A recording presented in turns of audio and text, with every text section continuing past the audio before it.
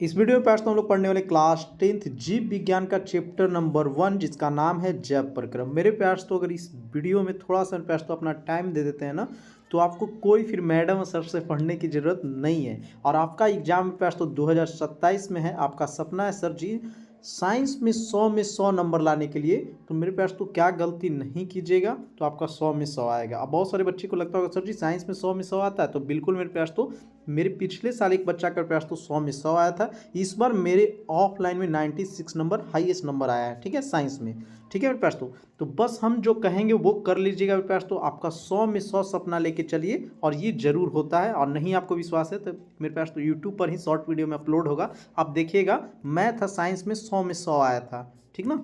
चलिए अब देखिए जैव प्रक्रम मेरे पास तो सिंपल चैप्टर अगर आप पढ़ने जाइएगा, हम लोग भारतीय भवन बुक से पढ़ने वाले हैं, और आपको लघुतरी अति लघुतरी सब हम बताएंगे यहाँ पे। थोड़ा सा मेरे पास तो बस शुरू से ना ध्यान दीजिए और 2-4 मिनट बस देख लीजिए वीडियो, आपको मेरे पास तो लगेगा कि बासर क्या वीडियो बनाए हैं। देखिए जैव प्रक्रम ऐसे पढ़िएगा आपको कभी मज़े नहीं आएगा ना जी, मज़ा आएगा।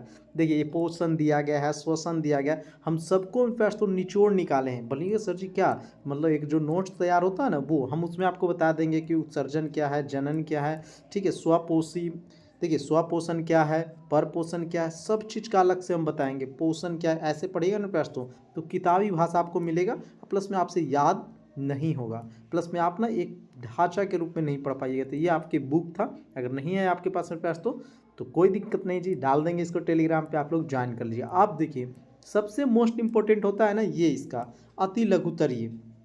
जैसे जैव प्रक्रम किसे कहते हैं, यहीं से ऑब्जेक्टिव आपका बनता है। देख रहे हैं 31 को दिख रहा होगा इधर, यहाँ से मेरे पास तो टोटल कितना क्वेश्चन है, 35 क्वेश्चन, यहाँ से आपको ऑब्जेक्टिव बनेगा। ये लघुतरीय, यहाँ से मेरे पास तो 2 नंबरिया आपको आता है, ठीक है। कि मृतजीवी पोषण किसे कहेंगे, परजीवी किसे कहते हैं, और ये दीर्घोत्तरीय होते हैं। यहाँ से डायरेक्ट आपको 5 या 6 नंबर का एक ही क्वेश्चन आता है, ठीक है। तो ये तीनों का मेरे पास तो हम कंप्लीट करवा देंगे। सबसे पहले हम लोग नोट्स के रूप में चैप्टर 1 के पढ़ने वाले, तो चलिए मेरे पास तो आज की क्लास शुरू करते हैं, ठीक है, जिसका नाम है जैव प्रक्रम यानी पोषण। देखें मेरे प्यास तो यहाँ से हम लोग वीडियो करते हैं शुरू, चैप्टर 1 जैव प्रक्रम। ये नोट्स मेरे प्यास तो पेड नोट्स है। जितने भी बच्चे अगर जुड़ते हैं ना हमसे, 299 पेड कोर्स होता है प्यास तो उनको दिया जाता है। लेकिन आप सभी लोग, बहुत सारे बच्चे कहते हैं सर जी मेरे पास पैसा नहीं है, दे दीजिए, तो लीजिए आपके लिए वीडियो ही बता देते हैं और समझा समझा के।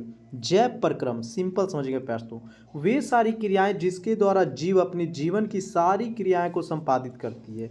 अब कोई भी जीव हो गया मेरे पास तो, जैसे हम लोग भी जीव में आते हैं, तो वे जीव, देखिए ध्यान दीजिएगा, वे सारी क्रियाएं जिसके द्वारा जीव अपने जीवन की सारी क्रियाएं, सारी क्रियाएं का मतलब समझे मेरे पास तो, बच्चा जन्म लिया, खाया पिया, बड़ा हुआ, ठीक है, शादी ब्याह किया, संतान को उत्पन्न किया, मतलब सारी क्रिया जो संपादित करेगा उसी को हम लोग जैव प्रक्रम में डाल देते हैं। सिंपल ध्यान दीजिएगा कि कोई भी जीव, कैसे याद रखना है, कोई भी जीव अपने जीवन की सारी क्रियाएं को संपादित करते हैं उसे जैव प्रक्रम कहेंगे। क्लियर है। आप कोई पूछे प्यास तो आपसे कि जैव प्रक्रम क्या है, तो आप सिंपल बोलिए प्यास तो कि वे सारी क्रियाएं जिसके द्वारा जीव अपने जीवन की सारी क्रियाएं को संपादित करती है उसे हम लोग जैव प्रक्रम कहेंगे। लाइफ प्रोसेस इंग्लिश में होता है भी हमें प्यास तो, लाइफ को मतलब जिस प्रकार धीरे धीरे प्रोसेस में क्या होता है, धीरे धीरे बढ़ना, वही जैव प्रक्रम होता है, ठीक है। चलिए अब उसी के दूसरा नंबर क्वेश्चन आपको दिखने को मिलेगा पोषण। पूरे निचोड़ है मेरे पास तो, एक क्वेश्चन नहीं छूटेगा आपसे, विश्वास कीजिए भारतीय भवन बुक का आप देख लीजिएगा, हम सबको बहुत अच्छा से निकाल के लिख लिए हैं। पोषण मेरे पास तो वैसी प्रक्रिया जिसके द्वारा सभी जीव अपने पोषण तत्व को ग्रहण कर उसका उपयोग करते हैं। अब हम लोग मेरे पास क्या करते हैं, खाना भाई चाहिए ना आपको जी। अब कोई भी जीव हो उसको क्या चाहिए मेरे भाई, बोलिएगा सर जी खाने पीने के तो एकदम जरूरी है, भूख लगता है तो भाई बोलते हैं पेट में चूहा कूद रहा है, तो कुछ भी हम लोग पकड़ के खा लेते हैं जो खाने योग्य हो क्या। तो वही चीज़ इसमें भी बताना है, पोषण क्या है, कि वो ऐसी प्रक्रिया जिसके द्वारा सभी जीव अपने पोषण तत्वों को ग्रहण कर उसका उपयोग करते हैं। भाई खा लिए, शक्ति मिला, कोई काम करेंगे, ठीक है, वही को पोषण कहते हैं। अब पोषण न कितने प्रकार के होते हैं, देखिए पोषण मेरे पास तो 2 प्रकार के होते हैं, पहले याद रखिएगा, एक स्वपोषण एक परपोषण। याद हो गया, बोलिए मेरे साथ, पोषण कितने प्रकार के, 2 प्रकार के, कौन कौन, स्वपोषण परपोषण। अब हम लोग जानेंगे स्वपोषण क्या कहते हैं। देखिए मेरे पास तो नाम में ही इसका आंसर है, स्वपोषण बोलते हैं ना कि हम स्वयं करेंगे। स्वयं मतलब क्या होता है, भाई खाना खिला दे, नहीं हम स्वयं खाएंगे, मतलब हम खुद खा लेंगे, तो वही चीज़ यहाँ पे है स्वपोषण। वे जीव जो अपना भोजन का निर्माण स्वयं करता है, जैसे पेड़ पौधा मेरे पास तो, क्या आप भोजन देते हैं, आप भोजन दीजिएगा तो फिर भगा ही दीजिएगा कि भाग भाग भाग रोपने से। देखिए पेड़ पौधा कैसे जीवित है, क्योंकि उससे हम लोग का फायदा है ना मेरे प्यास। तो पेड़ पौधा को अगर हम लोग से फायदा होता तो हम लोग कब के काट के हटा देते। यही चीज़ है स्वपोषण, समझिए ना। जो मेरे पास तो वो जीव होता है जो अपना खाना स्वयं बनाएगा। जैसे हम बोलते हैं ना स्वयं खाएंगे भाई, तो हम खुद बनाएंगे, ठीक ना। तो वही होता है स्वपोषण, याद हो गया आपको। पर पोषण, पर पोषण सर जी, पर मतलब दूसरे पे निर्भर हो। वे जीव जो अपना भोजन का निर्माण स्वयं न करके किसी दूसरे जीव पर निर्भर होते हैं, बताइए, उसे पर पोषण कहते हैं। अब हम लोग क्या करते हैं, दूसरे जीव पे निर्भर है ना जी, अरे भाई ये चीज उपजाएंगे तो खाएंगे, ठीक है। तो ये पर पोषण हो गया। ध्यान दीजिएगा, वे जीव जो अपना भोजन का निर्माण स्वयं न करके किसी दूसरे जीव पर निर्भर होते हैं। ज़्यादातर मांसाहारी, याद रखिएगा, जो मांसाहारी जीव होते हैं मेरे पास, तो वो क्या करते हैं, भोजन बनाते हैं नहीं। हम लोग तो भाई भोजन बना लेते हैं, वो मांसाहारी क्या करते हैं, दूसरे पे ही निर्भर रहते हैं। अब ध्यान दीजिएगा, स्वपोषण के एक भी प्रकार नहीं होता है, लेकिन पर पोषण के प्रयास तो 3 प्रकार होते हैं। बस वीडियो देखते जाइएगा प्रयास, तो चैप्टर 1 आपके दिमाग में एकदम सेट हो जाएगा। अब बार बार हम बोल रहे हैं कि कोई भी मैडम कोई सर से पढ़ने की ज़रूरत नहीं पड़ेगा आपको मेरे प्रयास, तो कि कितने अच्छे से हम आपको पढ़ा देंगे। चलिए अब देखिए, पर पोषण 3 प्रकार कौन कौन, एक परजीवी, एक प्राणीसम और एक मृतजीवी। परजीवी ना परे पोषण की तरह होता है। ध्यान दीजिएगा, देखिए, पोषण की वैसी प्रक्रिया जिसमें एक जीव दूसरे जीव से भोजन प्राप्त करते हैं, जिसमें प्रथम जीव को हानि होती है, उसे परजीवी पर पोषण कहते हैं। परजीवी नामे है मेरे पास तो परजीवी। ध्यान दीजिएगा, जैसे मेरे पास तो याद कीजिए सांप को, आप लोग, सांप क्या करता है भाई, चूहा को खाता है। ध्यान दीजिए, सांप मेरे पास तो क्या करेगा, चूहा को खाएगा। अरे सांप यहाँ पे लिखा जा भाई, ठीक है। सांप मेरे पास तो किसको खाता है, चूहा को। तो सिंपल समझिए कि पोषण की वैसी प्रक्रिया जिसमें एक जीव क्या है, सांप है, दूसरे जीव से भोजन प्राप्त करता है, चूहे को खा गया, जिसमें प्रथम जीव को हानि होता है। अब मेरे पास तो ना इसमें चूहा को पहले रखना होगा ऐसे चूहा को खा जाएगा तो क्या होगा, प्रथम जीव को हानि होगा, उसे ही हम लोग परजीवी पर पोषण कहते हैं। सिंपल समझिएगा प्रयास तो, कि जिसमें 2 गो जीव होता है और एक दूसरे को, मतलब पहला जो जीव होता है प्रयास तो दूसरा को खा लिया, बस समझ गए। चलिए, मतलब दूसरे जीव से ही भोजन प्राप्त करता है, उसे हम लोग क्या कहेंगे प्रयास तो परजीवी। अब आइए प्राणी सम। सम का मतलब होता है जोड़ा, बोलते हैं ना सम संख्या, यानी 2 4 6, तो प्राणी सम। अब देखिए इसमें सम में प्रयास तो दोनों का फायदा होगा। पोषण की वैसी प्रक्रिया जिसमें एक जीव दूसरे जीव से भोजन करते हैं तथा दोनों जीव लाभान्वित होते हैं। आप देखेंगे प्रयास तो कभी कभी भैंस या गाय को चरते हुए, और उस पर क्या मेरे पास तो कौवा आकर बैठ जाता है, और उसमें जो भी मतलब छोटे छोटे मेरे पास तो कीड़े उड़े होते हैं, उसको क्या करते हैं, कौवा भाई खा लेता है। तो इसमें क्या होता है, भैंस का भाई आराम भी मिल गया, कौवा का भोज पेट भी भर गया। तो वो एक तरह से प्राणी संपर पोषण है, ठीक है। पोषण की वैसी प्रक्रिया जिसमें एक जीव दूसरे जीव से भोजन प्राप्त करते हैं, दोनों जीव लाभान्वित होते हैं। सिंपल समझिएगा। मृतजीवी, देखिए प्रयास तो नामे है मृतजीवी, यानी मरा हुआ। पोषण की वैसी प्रक्रिया जिसमें जीव अपना भोजन सड़े गले पेड़ पौधे तथा मृत अवशेष से ग्रहण करते हैं, जैसे कवक हो गया। कवक वक में प्रयास तो मृतजीवी परपोषण में आता है, याद रखिएगा, ठीक है, उसे मृतजीवी परपोषण कहते हैं। ध्यान दीजिएगा, देखिए प्रयास तो सिंपल, आपको एक बार फिर से अगर दिक्कत हुआ तो फिर से समझ लीजिए। परजीवी जिसमें ना 2 गो जीव होता है प्रयास तो एक दूसरे को खा जाता है, यानी एक जीव को हानि होता है। प्राणी सम, सम मतलब सर जी दोनों को फायदा होगा, ये उसको खा लिया वो उसका खा लिया, दोनों का फायदा हुआ। मृत जीवी यानी मेरे पास तो मरे हुए चीज से भोजन प्राप्त करता, उसे मृत पर पोषण कहेंगे। बस इतने ही याद करना है। अब आते हैं हम लोग प्रकाश संश्लेषण पे। तो नाम है प्रयास तो प्रकाश संश्लेषण, यानी प्रकाश की उपस्थिति में संपन्न होगा। वैसी प्रक्रिया जिसके द्वारा जीव अपने भोजन का निर्माण देखिए निर्माण की प्रक्रिया को पूरी तरह करते हैं। ध्यान दीजिएगा, वैसी प्रक्रिया जिसके द्वारा जीव अपने भोजन के निर्माण की प्रक्रिया को पूरी करते हैं, उसे प्रकाश संश्लेषण कहते हैं। या प्रकाश की उपस्थिति में प्रयास तो पूरा ही करते हैं, उसे हम लोग प्रकाश संश्लेषण कहते हैं। जो भी भोजन का निर्माण पूरा करेगा उसे हम लोग प्रकाश संश्लेषण कहते हैं। और नोट्स में थोड़ा सा यहाँ पे गंदा दिख रहा होगा, लेकिन हम बता देते हैं लिखा हुआ क्या है। क्लोरोप्लास्ट कहाँ पाया जाता है, तो पत्तियों के पहली सीड में, ये लिखा हुआ था। अब देखिए प्रकाश संश्लेषण के लिए क्या क्या आवश्यक है। ऑब्जेक्टिव के लिए VVI है। चैप्टर 1 से प्रयास तो ज़्यादातर आपको ऑब्जेक्टिव ही पूछा जाएगा, जो भी सब्जेक्टिव था ना हम ऊपर में बता दिए हैं। देखिए तो प्रकाश संश्लेषण की उपस्थिति होना चाहिए, क्लोरोफिल होना चाहिए, कार्बन डाइऑक्साइड होना चाहिए, जल होना चाहिए, बस 4 चीज़। ये ऑब्जेक्टिव में प्रयास तो काफ़ी बार पूछा गया कि प्रकाश संश्लेषण के लिए क्या क्या आवश्यक है। तो प्रकाश की उपस्थिति, क्लोरोफिल, कार्बन डाइऑक्साइड, जल। क्लियर है। चलिए ये सूत्र में प्रयास तो कार्बन डाइऑक्साइड और जल की अभिक्रिया करके सूर्य की उपस्थिति में क्लोरोफिल, ये ग्लूकोज का सूत्र है C6H12O6। ठीक है, चलिए। प्रकाश संश्लेषण की प्रक्रिया हरित लवक में ही क्यों होती है? क्लोरोफिल के कारण। प्रकाश संश्लेषण की प्रक्रिया हरित लवक में ही क्यों होती है? क्लोरोफिल के कारण। देखिए, कवक और जीवाणु में कौन सी क्रिया नहीं हो पाती है? प्रकाश संश्लेषण नहीं होती। अभी बताए थे कवक में प्रयास तो कौन सा है? तो मृत जीवी प्रपोषण है। क्लोरोफिल का रंग होता है, एग्जाम में बहुत बार पूछा गया, हरा हरा हरा हरा। देखिए आपको लगेगा ना सर जी ऑब्जेक्टिव टाइप के बता रहे हैं, चैप्टर 1 में प्रयास तो ऑब्जेक्टिव ही है एक तरह से। क्लोरोफिल का वर्णक कहाँ पाया जाता है? क्लोरोप्लास्ट में। कुछ नहीं करना आपको, बस नोट्स को पास तो नोट करते जाइए। और अगर आपको भाई चाहिए कि सर जी हमको नोट्स दे दीजिए पूरा, तो इस नंबर पे मेरे पास तो आप लोग व्हाट्सअप कीजिएगा 6203895566। लेकिन 299 रुपया पेड है, हम अभी बता देते हैं। जो बच्चा लेना चाहेंगे वो मैसेज कीजिएगा, आपको चैप्टर 1 का लघुतरीय दीर्घोत्तरीय सब मिलेगा और नोट्स भी टोटल। ऐसा नहीं है कि सिर्फ इसी को। प्रकाश संश्लेषण की प्रक्रिया कब पूर्ण होती है? दिन में। चलिए, अमीबा क्या है? अब एक बार हम लोग अमीबा के बारे में जान लेते हैं प्रयास तो। देखिए इसमें ना आपको लग रहा हो कि ऐसे लिखा हुआ, लेकिन अमीबा के बारे में पूरा चीज़ लिखा हुआ है। देखिए, अमीबा एक सरल प्राणी समपोषी जीव है। अमीबा में प्रयास तो क्या है? प्राणी समपोषी जीव है। यह एकक कोशिकीय जीव है। और ये क्या कैसा जीव है? एकक कोशिकीय जीव है। शब्द पॉइंट बाई पॉइंट है। इसका आकार अनिश्चित होता है। अमीबा का आकार कैसा होता है? ऑब्जेक्टिव पूछ देगा, अनिश्चित। इसका मेरे पास तो कोई भी आकार नहीं। आप इस रूप में बना दीजिए, ये भी अमीबा है। आप ऐसे करके ऐसे भी बना दीजिए, ये भी अमीबा है। कहिए वाह सर जी तो मस्त है, हम लोग ऐसा ही तो चित्र बनाते हैं ना जी। हाँ, तो आप लोग अमीबा में ना भाई, आप लोग अमीबा बना सकते हैं बहुत अच्छा से, मुझे पता है। खासकर लड़की लोग तो अच्छा बनाती है, लेकिन लड़का के अमीबा फेवरेट होता है।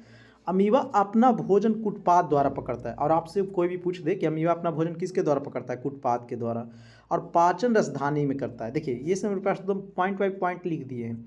अमीबा में पोषण अंतर्ग्रहण पाचन की क्रिया बहिष्करण विधि द्वारा होती है। पूछ देगा मेरे पास तो क्वेश्चन कि अमीबा में पोषण जो है मेरे पास तो पाचन किस क्रिया द्वारा? तो बहिष्करण विधि द्वारा। क्लियर है? अमीबा भोजन किससे पकड़ता है? कुटपाद से। अमीबा के पास तो पाचन कहाँ करता है? रसधानी में। अमीबा कैसा जीव है? एक कोशिकीय जीव है। अमीबा का आकार कैसा होता है? अनिश्चित होता है। मतलब सब चीज़ हम इसमें लिखे हुए हैं, बस आपको अपना बना लेना है इसको। ठीक है। पैरामीशियम में भोजन का अंतर्ग्रहण किसके द्वारा होता है? साइटोस्टोम। आगे आइए, अमीबा तथा पैरामीशियम प्राणी समपोषी जीव है। नोट करके लिखा हुआ है, याद रखिएगा। पूछ देगा आपसे कि एक प्राइम मतलब समपोषी जीव का नाम बताइए, तो बता दीजिएगा। ठीक है। मनुष्य के आहार नाल की लंबाई कितना होता है? 8 से 10 मीटर की। मनुष्य में पाचन की क्रिया कहाँ से शुरू होती है? मुख गुहा से। ठीक है, मुख गुहा से। सबसे पहले किस चीज़ का पाचन होता है? आप लोग कमेंट करके मुझे बताइए, सबसे पहले किस चीज़ का पाचन होता है? अगर आप लोग पढ़े होंगे तब। मनुष्य के जीभ की ऊपरी सतह पर पाए जाने वाली संरचना को क्या कहते हैं? स्वाद कलियाँ। हा। इसी के द्वारा खाते तो पता चलता है खट्टा है, मीठा है, अच्छा है। अब हम लोग बात कर लेते थोड़ा सा दांत के बारे में। सर जी दांत तो बहुत नुकीले होते हैं, लेकिन दांत कितने प्रकार के होते हैं? तो दांत मेरे पास तो ना 4 प्रकार के होते हैं। आपसे पूछेगा बैक्स मनुष्य में कितने दांत होते हैं? 32। दांत मेरे पास तो दोबारा कितने जन्म लेते हैं? तो ना लगभग कितना, 20। हाँ यही होगा। चलिए देखिए 4 प्रकार के कौन कौन है? कतरनक है, चवर्णक है, रदनक है, अग्रचवर्णक है। ये सब याद रखिएगा। दांत कितने प्रकार के? 4 प्रकार के। बार बार बोलिएगा ना तो याद हो जाएगा। इंसीजर, मोलर, ठीक है, ये बार बार मेरे पास तो याद कीजिए ना तो याद हो जाएगा। कतरनक, चवर्णक, रदनक, अग्रचवर्णक दांत का अधिकांश भाग किसके बना होता है? डेंटाइन। ये क्वेश्चन बिहार बोर्ड के द्वारा पूछा गया था कि डेंटाइन की ऊपरी परत को क्या कहते हैं? इनामिल। डेंटाइन की ऊपरी परत को क्या कहते हैं? इनामिल। प्रत्येक दांत के अंदर क्या होता है? मज्जा और गुहा। देख रहे हैं एकदम बहुत अच्छा से हम निकाल लिए हैं। दांत में कौन सा तत्व पाए जाते हैं? Calcium phosphate. ठीक है।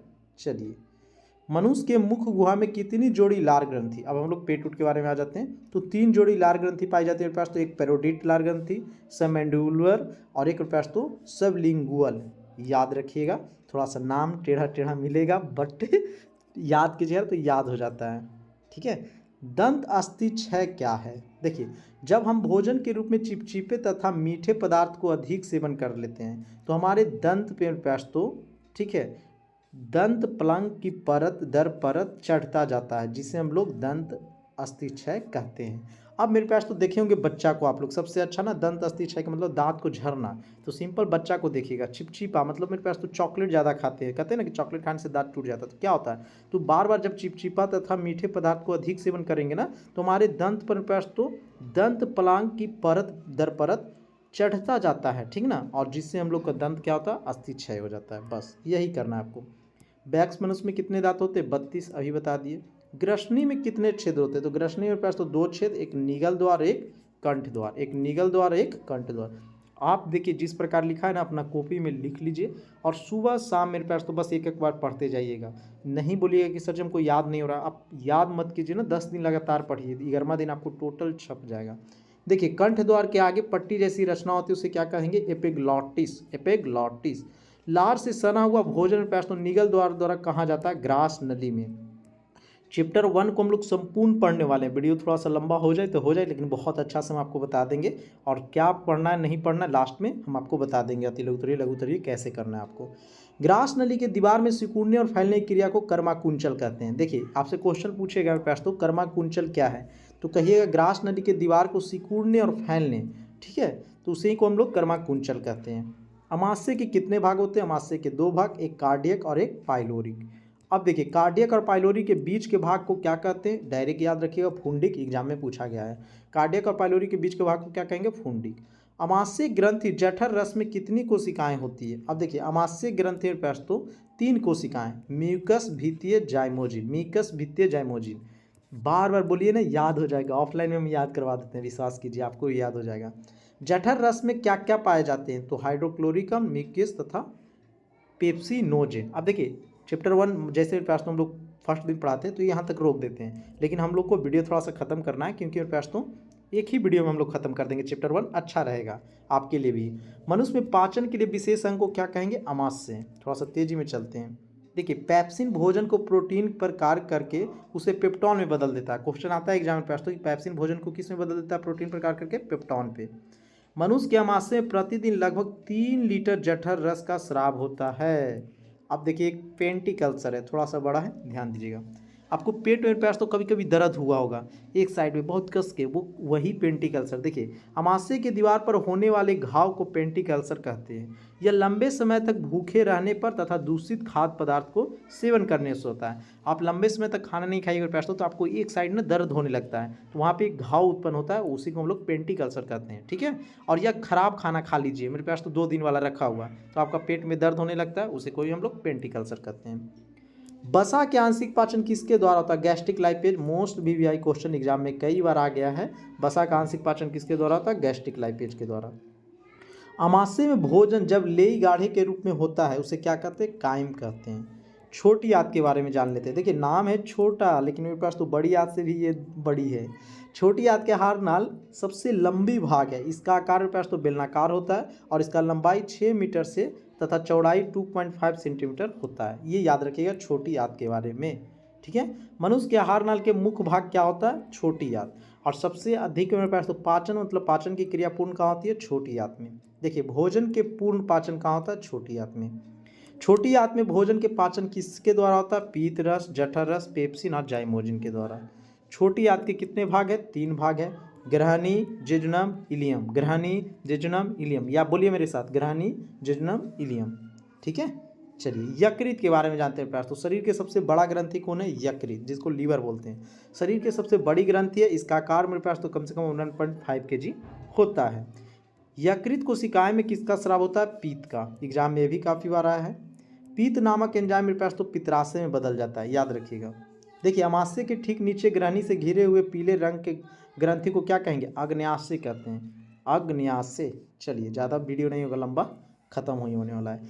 आग्नेयाशय रस में कौन कौन से एंजाइम पाए जाते हैं पास तो, इमाइलेज और लाइपेज। और देखिए एक न्यूक्लियोस होता है, एक ट्रिप्सिन होता है, ठीक है।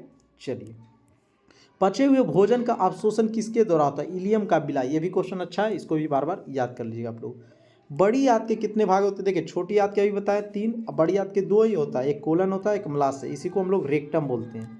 ध्यान दीजिएगा छोटी और बड़ी आंत के बीच के पास तो नली को एक बोलते हैं सिकम, सिकम, सिकम, सिकम।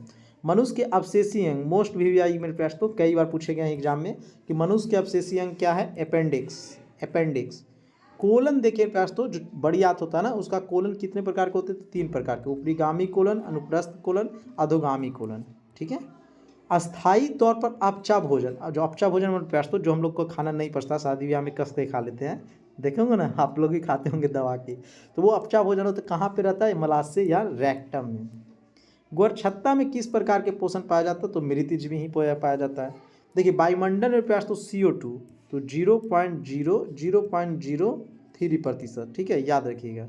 अब वायुमंडल में नाइट्रोजन में प्रयास तो इतना ही होता है, और कार्बन में प्रयास तो ये भी सही है जी। वायुमंडल में ऑक्सीजन 21%, वायुमंडल में आर्गन, इसमें ना प्रयास तो थोड़ा सा गलती है, सुधार कर लीजिएगा, 0.0 नहीं होगा, 93% डायरेक्ट होता है, ठीक है। अब इस प्रकार प्रयास तो हम लोग चैप्टर 1 का पूरा निचोड़, जो कहते हैं ना कि सर जी निचोड़ दिए हैं, तब पूरा निचोड़ दिए हैं, विश्वास कीजिए हम पे। बस आपको एक ही चीज़ करना है प्रयास तो, अति लघु उत्तरीय दीर्घ उत्तरीय। अब अति लघु उत्तरीय दीर्घ उत्तरीय कैसे कीजिएगा, बार बार हम बोल रहे हैं प्रयास तो। देखिए अति लघु उत्तरीय दीर्घ उत्तरीय हम बहुत अच्छा से बताए हैं, और खासकर आपको ना, एक सेकेंड, तो इसका वीडियो ना अलग से हम बना दिए गए हैं। जैव प्रक्रम हो गया, मतलब पूरे जो भी आई है हम वीडियो में बता दिए हैं कि कौन सा क्वेश्चन एग्जाम में आता है बार बार, तो वही आपको कंप्लीट करना है, और यहीं से एग्जाम में आते हैं। और टॉपर वही बनते हैं मेरे प्यास तो, जो यही क्वेश्चन को बहुत अच्छे से याद कर लेते हैं, और एक नोट्स वाला जितना दिए हैं वो याद कर लीजिएगा। दीर्घ उत्तरीय को भी बहुत अच्छा से बना दिए हैं। बोलिएगा सर जी कैसे वीडियो देखेंगे, तो मेरे पास तो डिस्क्रिप्शन में लिंक दे देंगे, या कमेंट में भी पिन रहेगा। कमेंट आप जैसे करते हैं मेरे पास, तो कमेंट खोलिएगा तो वहाँ पे एक लिंक आएगा, पूरे बायो का चैप्टर 1 चैप्टर 2 पूरा प्लेलिस्ट का ही लिंक दे देंगे, वहाँ से कंप्लीट कर लीजिएगा। जब तक कंप्लीट नहीं कीजिएगा मेरे पास तो आपका क्लियर नहीं होने वाला है। अगर कंप्लीट आप कर लेते हैं तो चैप्टर 1 के मेरे पास तो कहाँ से क्वेश्चन आएगा, आप ही बताइए ना। अरे यही ना आएगा भाई मेरे एग्जाम में, यहाँ से शुरू होगा, और ध्यान दीजिएगा यहीं तक तो क्वेश्चन हैं, और कहाँ से आएगा। और आप इतना कर लीजिएगा तो क्वेश्चन आपसे छूटेगा नहीं, मुझ पर विश्वास कीजिए 100% प्रयास तो। और इसी प्रकार चाहते हैं कि चैप्टर 2 का बना दीजिए, चैप्टर 3 का बना दीजिए, तो अपना प्यार थोड़ा सा दिखाइए प्रयास तो, अपने दोस्तों के पास शेयर कीजिएगा, और कमेंट एक कीजिएगा। अगर प्रयास तो 20+ भी कमेंट रहता है ना, तो हम पक्का वीडियो नेक्स्ट बना देंगे इसी प्रकार, ठीक है। मिलते हैं तब तक नेक्स्ट वीडियो, तब तक के लिए जय हिंद जय भारत।